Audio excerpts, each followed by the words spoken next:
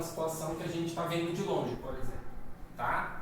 Então, ó, se a gente começar desse lado de cá, que eu estou escrevendo fazendo o caminho da roça, I bet she's a genius. Quando eu falo I bet, quer dizer eu aposto, true, 12, tá? Então, I bet, eu aposto. Você só aposta quando você tem certeza, não é? Então, o maior grau de certeza, eu posso falar I bet, I'm sure, definitely, que é definitivamente. Então, quaisquer palavras que me dão grau de certeza de que é realmente aquilo, eu posso trocar por must. Então, vocês percebem que, para quem está comigo desde o começo, mas mesmo para quem está comigo a partir de agora, eu sempre falei para vocês que no inglês a gente tem um bloquinho básico ali para montar qualquer frase. A gente precisa de um sujeito, que eu chamo de pessoa, ação e complemento. É bom que fica fácil, porque fica PAC. Né? Ou você lembra dos Correios, ou você lembra de Programa de Aceleramento ao Crescimento, Governo Federal, Brasil, país de todos. Tá? O que acontece? Por que eu falo pessoa, ação e complemento e por que isso é obrigatório? Ó, eu como bolo. Quem que come o bolo? Eu, sou a pessoa. Comer, a ação, o complemento é o bolo. No português eu posso falar comi bolo. Eu escondo quem está fazendo, apesar de você saber que sou eu. Comi o bolo, quem comeu o bolo? Eu, mas está oculto. No inglês não tem isso. Eu preciso falar eu comi o bolo. Mesma coisa se eu chego em casa, tinha o último pedaço guardado de bolo, alguém comeu, aí você fala assim, putz, comeram meu bolo. Quem comeu? Alguém, é indeterminado, você não consegue saber. No inglês também não tem isso. Eu preciso falar, alguém comeu o bolo. E por que eu estou falando isso? Olha como que escrever desse jeito é muito mais difícil, é muito mais longo do que fazer do outro. Aqui eu tenho eu, a pessoa, bet, que é de apostar, a ação, e o complemento dessa primeira frase é um segundo bloquinho, no qual eu tenho de novo a pessoa, ela, a ação, que é o verbo to be, de ser ou de estar. Então, no caso, quem é um gênio? Ela. E gênio é o complemento. Olha como que isso é muito mais complexo. Eu tenho um bloquinho dentro de outro, tipo uma peça de quebra-cabeça sobrepondo a outra. Quando eu escrevo dessa maneira, eu faço de uma forma mais simples. Ao invés de dar o foco para o que eu acho, eu dou um foco para ela, para outra pessoa, aquela que eu estou especulando, tá? Para o objeto, para o recipiente do meu achismo, da minha opinião, tá bom? Então, tá vendo que aqui o eu sumiu. Então, ao invés de eu falar que eu tenho certeza que ela é um gênio, eu falo, ela deve ser um gênio. Então, she must be a genius.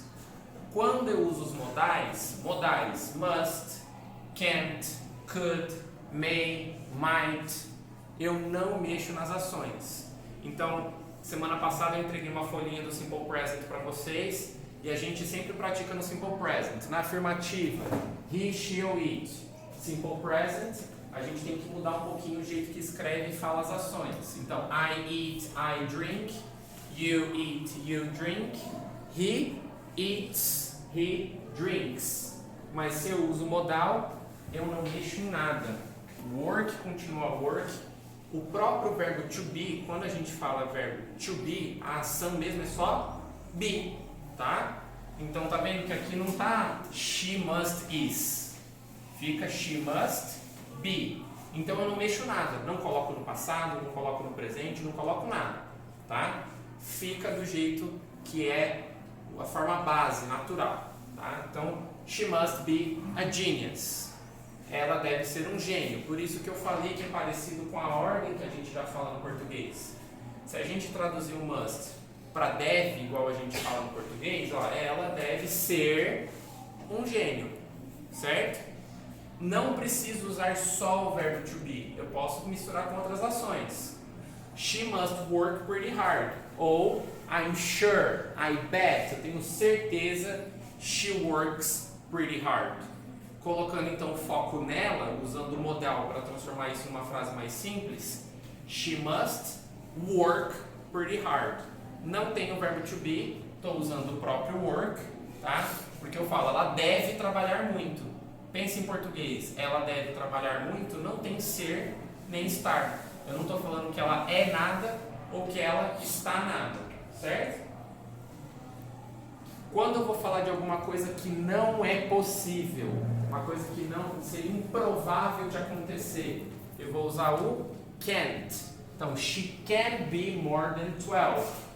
Tá? Ainda dei um exemplo com o nosso mascote. Tá? 13 anos, você tem? Não parece, né? Olha a carinha dele, você acha que tem 13 anos?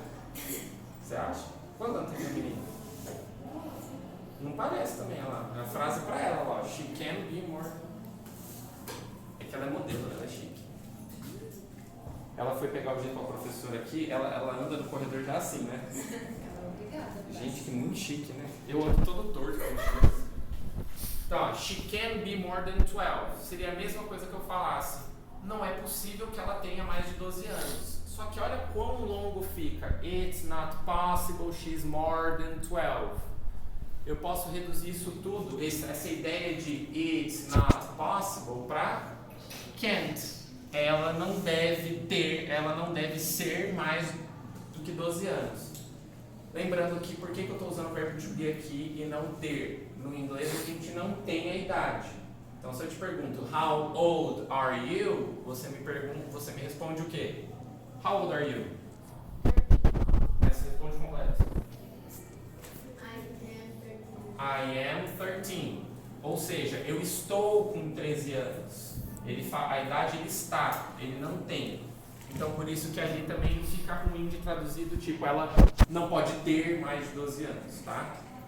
Então, she can be more than 12. Uso can't quando tem essa ideia de alguma coisa que seja improvável de acontecer, o que eu acho que é improvável. Bom, só que o oposto do can't, nesse caso aqui, não vai ser o can, não vai ser a versão afirmativa, vai ser o could. Então, uma coisa que é provável de acontecer, que é possível de ser, eu uso could. Só que, ó, possibilidade, possível, probabilidade é menor do que certeza, não é? Você não aposta se você acha que pode vir a acontecer. Você aposta se você tem certeza. Então, a ideia de it's possible he's some of her friends. He's one of her friends. Então, é possível que ele seja um dos amigos dela. Tá lá o cremoso, a cremosa. Aí você vê o cremoso ou a cremosa com outra pessoa. Aí você fica chatilúcido. Aí o amigo fala, não, relaxa. It's possible he's one of her friends. Aí você não confia muito nele porque ele falou comprido demais. Aí vem o Thorzinho e fala, não. He could be one of her friends. Aí fala, não, agora eu senti confiança. Entendeu? Então, he could be one of her friends é possível que ele seja um dos amigos. Ele deve ser um dos amigos dela. O menor grau de certeza possível que a gente tem é quando a gente usa may e might, tá? Que ambos são talvez, tá? Então não é menos até do que possível. Então, ao invés de eu falar maybe he's her professor, eu posso falar he might be her professor. Ou he might be her professor. Aonde eu uso may, eu poderia usar o might também. Tá? Olha embaixo. Maybe they are feeling sad. Então talvez eles estejam chateados, estejam se sentindo tristes. They might be feeling sad. Então, eles devem estar se sentindo chateados.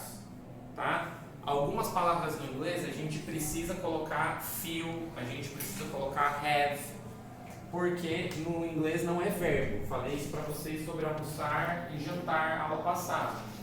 No português a gente fala, vou almoçar com a minha mãe. Almoçar é verbo no português, no inglês não é. Então eu preciso falar eat lunch, eat dinner, ou mais comum, have lunch, have dinner, have breakfast, have brunch, tá? Para quem não sabe, brunch é breakfast com lunch, tá? Então aquelas a versão em inglês aqui em português, que é cafuço. Fica o quê? Cafuço. Não, mas é que a versão em português é diferente, aí é almojanta. A gente tem o brunch no Brasil, só que ao invés da gente emendar o café com o almoço, a gente emenda o almoço com a janta. Eu emendo o café com o almoço mesmo. Não, eu só faço almoço 4 horas da tarde no domingo, então é almojanta. Quando come? Quando come? Vive de fandangos. Deu pra entender aqui? Hã? Qual a diferença Do quê? entre esses dois últimos? É a mesma coisa. Os dois têm o mesmo sentido, de talvez. Tá? Aí depende de quão chique você quer ser. Might ou may.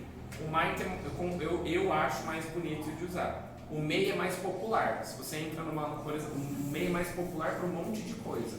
Por exemplo, se a gente usa os modais para fazer solicitações, pedir coisas, a gente, meros mortais, não vamos usar o may. Mas um atendente de loja, por exemplo, para ele é mais comum. Você chega na loja, may I help you? Tá? Agora, para a gente, quando a gente pede alguma coisa, a gente usa muito mais o can, ou a gente usa o could, ou a gente usa o would like. Tá? O may pode ser assim, um pode também. May I help you? Posso te ajudar? Tá? Mas nesse contexto aqui, os dois têm o mesmo significado, o mesmo sentido. Por isso que eu falei, você pode escolher qual você vai usar. Tá? Alguma dúvida por enquanto? Todas, né? Vamos ver uns exemplos, vou fazer junto e eu vou passar exercício.